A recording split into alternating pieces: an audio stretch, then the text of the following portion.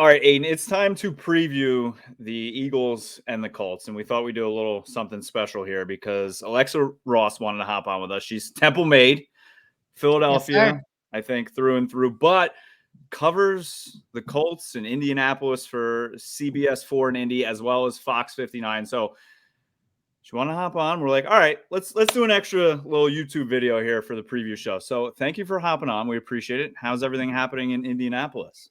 I think the last 2 weeks have taken, or 3 weeks have taken like 5 years off my life. So, I've I've certainly been enjoying it. It's been an interesting season to say the least, but no, it's been a lot of fun and things are going well. I mean, this is one of those seasons where when you look at it on paper and you looked at it in the offseason, it's like, oh, they made these great moves. They got Matt Ryan, Yannick Ngakoue, Stephon Gilmore, all these guys who are like known playmakers.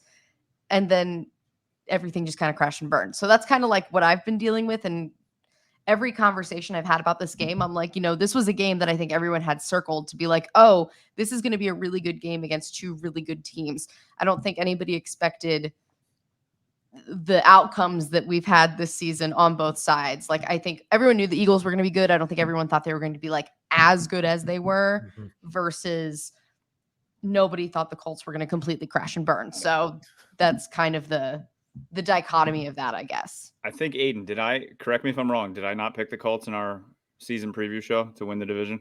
The kids on TikTok will never let you forget that you chose the Colts over the Titans. Well, everybody thought that the Colts were going to win the division. Like, this is not like new. Like, this is not, they did everything they could to kind of like, and that was the thing Jim Irsay wanted. Like, his biggest goal was like, okay, we need to do what we can to ensure that, that we can win the division and stuff like that. And that's just how it's been going. And clearly that's not what happened. And then after that Titans loss is when everything fell apart.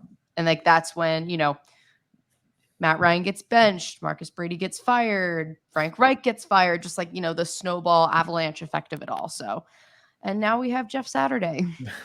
Which we will get into. But before we get into the actual game stuff, so is your mind just like in a pretzel for this game? Are you walking around Indianapolis in Kelly green, or are you in blue? How does this work for you? So I will be wearing black on game day. You're going to a funeral no matter what. Yeah, like this is like the funeral for like my self-esteem and self-worth. No, but I'm going to be as objective as possible. Everybody knows. And like, normally it's not a problem, me being a fan of an NFC team and covering an AFC team. Normally it's like, nobody cares. Like, nobody's like, oh, you're an Eagles fan. No, like nobody says anything and nobody cares because there's no reason to care.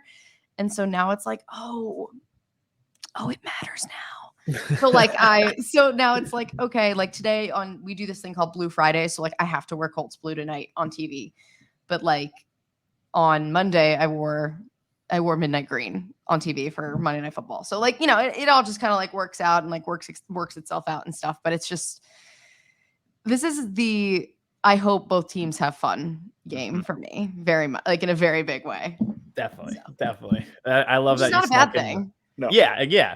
I love that you snuck in the midnight green too, wearing it on the news when you always. I will always do midnight green on Victory Monday. Do people catch on to it? Like, do you ever get comments like, I know why you're wearing green on this? My coworkers know. My coworkers know, and they make fun of me for it. And they're just like, you're so lame. And I'm like, yeah, what's your point? Listen, once you're a fan, you're always a fan, no matter what city you go to. So exactly.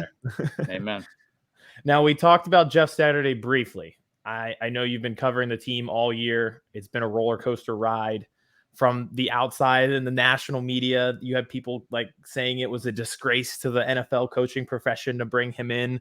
But what's it like in Indianapolis? How are they viewing that coaching hire mid-season? I mean, no one is more surprised about this than the people who are around the building all the time. Like, truthfully, no, this was like, nobody knew. We were all just kind of like, wait, what? Like, this was the last thought that anybody had. Like, when we saw the announcement of the firing, we were like, oh, it's going to be Gus Bradley or John Fox or Bubba Ventrone. Like, so two former head coaches and then one guy who's like in contention for like, should be in contention for head coaching jobs later. So it was kind of just like, oh, like, duh. Of course, that's what's going to happen. That's going to be easy, whatever. Nope. No, they just hired Jeff Saturday instead. And I think it was like a culture hire. I think it was like a way to kind of like get the guys to be back together and get somebody in who like has been around the franchise. He's served as a consultant to the franchise and stuff like that. So it's like, he's not like a complete stranger, but it's not easy. And it not that it like doesn't make sense, but it's like, oh, this is just kind of weird. I mean, he went 20-16 in 3 seasons as a high school head coach in Georgia.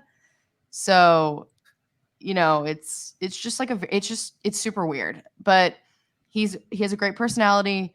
The guys really like him, and you can tell. And I think the fact that they were able to play the Raiders like very much a cupcake team before welcoming in the Eagles, I think that was like a really good, had this happened a week later, I don't know what his first game would have looked like.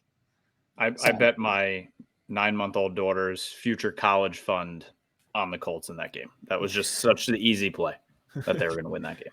No doubt they were losing the Raiders. Or winning against the Raiders. Just no doubt about it. Yeah. I mean, people here were still like, oh my God, is it going to happen? Because nobody knew. And also like the Matt Ryan ending up starting, like that was a decision that was made on Friday that was like kept quiet to all of us. Like we all were like, oh, Sam Ehlinger is just going to start again. And clearly that's not what happened. Colts offensive line looked the best it's looked all season. Not that the front for the Raiders looks great, but they actually for the first time like played like a cohesive unit. And I do give a lot of credit to Jeff Saturday for that as a former offensive lineman, because he earlier this week talked about how like in practice he would not let these guys leave until drills were perfect. And he was like, this is an accountability thing. Like you need to keep your quarterback up.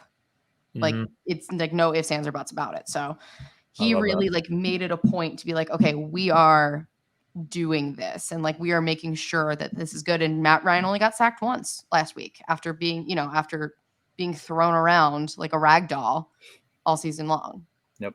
Yeah, I think I can see why they would go with that higher now if it's like accountability and stuff like that. Yep. And you brought up the offensive line finally playing well.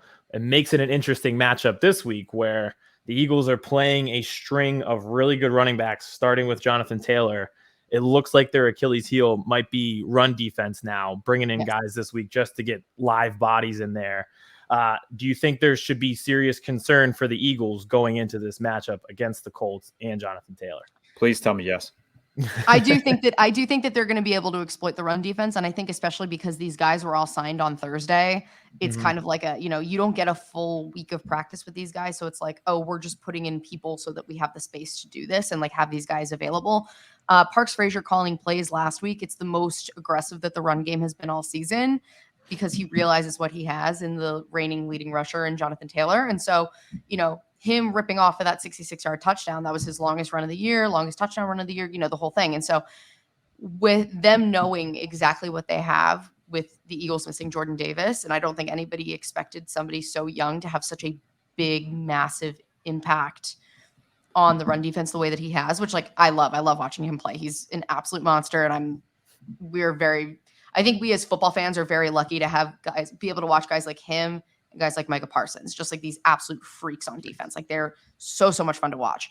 But that being said, obviously without him, I think that Parks Frazier is probably drawing up a game plan that's going to include a lot of checkdowns, a lot of handoffs to JT. I think the thing too is that because the Colts tight end room is so big, like the shortest tight end is 6'3", and that's Kylan Granson, who is utilized more like a slot receiver than anything else. I'm very interested to see kind of this game plan and how this is going to look, because of course it's only our second game with Parks Frazier calling plays. So it's like, I can't give you like this is definitely what he does. And this is definitely how he does his stuff. So. Interesting. So what's the vibe around the city? I know Colts fans are very passionate, but we also know how Eagles fans travel. Now, I know what happens in Dallas. They sell their tickets. Do Indy fans sell their tickets? Do you think there's going to be a lot of green in that stadium on Sunday? I mean, I do think there's going to be a lot of green in that stadium. This game is sold out. It's sold out fairly early also, like before all of the troubles that were happening with this team. So whether that be just for, by Eagles fans or people who, there are also a lot of random Philly transplants here. So there's so like there will be people here as well. There you are. Like my parents are coming into town. My best friend is driving in right now, the whole thing. So super exciting, a lot of fun. I do think that everyone will travel. I mean, it was the same thing with the Chiefs, and that's like a much shorter drive, like driving from Kansas City versus like flying in from Philly or driving from Philly or whatever. But like that was like a very mixed bag of red and blue. in the stands. So I definitely expect to see a lot of green, especially because of Nick Sirianni's ties to the city. True. I think that, having had a lot of the Eagles coaching staff come from Indianapolis under Frank Reich, they're going to want to put on a show in a place where like a lot of them got their start as well. Definitely. I hate it. There's so many ties that you don't even think about because there's so many moving parts in the NFL at all times. Speaking of moving parts, Matt Ryan, first year with the Colts. Last question from me before we get you out of here. He's back. I'm assuming is the starter this week. They named him right. Yeah, they did earlier, unless they decide to change things up again and pull another last week. I will look at the depth chart right now. I just got the notification. Oh, nice. About what's going on. Who's questionable? Isaiah, Braden, Zaire. That's not good. Okay. Hate. As of the unofficial depth chart earlier this week, that was the thought, is that Matt will be starting. Gotcha. That being said, because of the run defense issues, it wouldn't surprise me to see them like sub in and out Sam Ehlinger because he is so mobile. Think of it kind of as like a Taysom Hill situation. That certainly wouldn't surprise me at all. Just kind of to have their quarterbacks rotating through, not even like a true Wildcat situation, but just like, kind of plugging and playing. And I wouldn't be surprised to see that. That's what I was curious about, like a platoon situation. Cause I know I looked at exactly the stats with Matt Ryan, and obviously that not just this year, but against the Eagles in the past, he really hasn't had that much success. Like he's like 4-5, like completion percentage is like 57, 58%. Interception to touchdown ratio is almost even. So I was wondering if there was like anything in the cards in terms of like playing Ehlinger again. I mean, it wouldn't surprise me to see him check in. Like it wouldn't surprise me at all. I think it also kind of depends on like what they're able to do to like, take advantage of the run defense issues. I think that like that'll be a thing where it's like, oh, if things aren't really necessarily going well, then they can move things around. And also thinking about the secondary matchups with the Colts receivers, like I don't know who's going to be on who because of the way the Colts slide guys through. Like they won't just keep guys lined up at X, Y, and Z. They'll switch them around because all of them have fairly similar skill sets, just with different intangibles, speed, those kinds of things. So that's definitely another thing to look out for and just see if they can kind of take advantage of like utilizing that, because obviously Slay is like a top 5 in the league. You can't say the same for Bradbury and things like that, but like Paris Campbell is super, super fast. Like I wouldn't be surprised if he's matching up with Slay. Like Michael Pittman is big. He's big and he can gain yards after contact. And Alec Pierce is kind of like a solid deep threat, but not super quick. So that's kind of why I'm interested in seeing those matchups as well, just because it could go either way, honestly, with any of them. I could see any of them like rotating through. Yeah, and especially with Avonte Maddox out for the Eagles, it's kind of just like trying to plug in what matchup works and get that right formula. So that'll be interesting. I'm sure it'll be going along with the game flow of the game. So we'll see. Well, speaking of the game flow, before we get you out here, so what happens? Does Saturday keep the magic going, or do the Eagles get back on track? I'm going to say this because I feel like this is very much like an anything could happen game. I think this is going to be the Colts win by 7 or they lose by 20. Like, and there's no in between. Like if the Colts get out to a quick start, which they have not been able to do all season long, then I think they can hang in it. I think they can hang in there and they can hang in it and then put in Matt Ryan for another like fourth quarter virtuoso, like we know he's one to do. Or it's just going to be, you can't stop Jalen Hurts. You can't stop AJ Brown. You can't stop all these guys. And it's just like, they're just going to build on the points and it's just going to be a game of play from behind and they won't be able to do that. It's just not, they haven't been able to do that yet so far this season. And I don't think that like even with like a guy who is such like a champion for his team as Jeff Saturday, I just don't think that it's like feasible or something that would make sense. Unfortunately, I think I agree with you. All right, so let everybody know how they can follow you on Twitter, whether they can watch you on TV, especially since you're going to be joining us on next week's show. So everyone needs to follow you on Twitter before you're on the full-time show with us next week. Yes, absolutely. So if you guys want, I will be live tweeting the game. I will be live tweeting for both sides. You can follow me at Alexa Ross TV on Twitter. If Twitter decides to die by then, I really don't know what to tell you. But yeah, I've had a handful of appearances around the city as well. I might be on CBS 3 on Sunday. If I do, I will let y'all know. I will probably be on their pregame show if that's the case. talking this matchup. But yeah, thanks so much for having me, you guys. Appreciate it. Appreciate Awesome. you. Well, we'll and we're gonna have to have you on later in the season, right before the Cowboys play the Colts as well. See how those two teams Let's match do up it. as well. Yeah, absolutely. All right. Nice. Thank you very much. We appreciate it. Thanks, guys.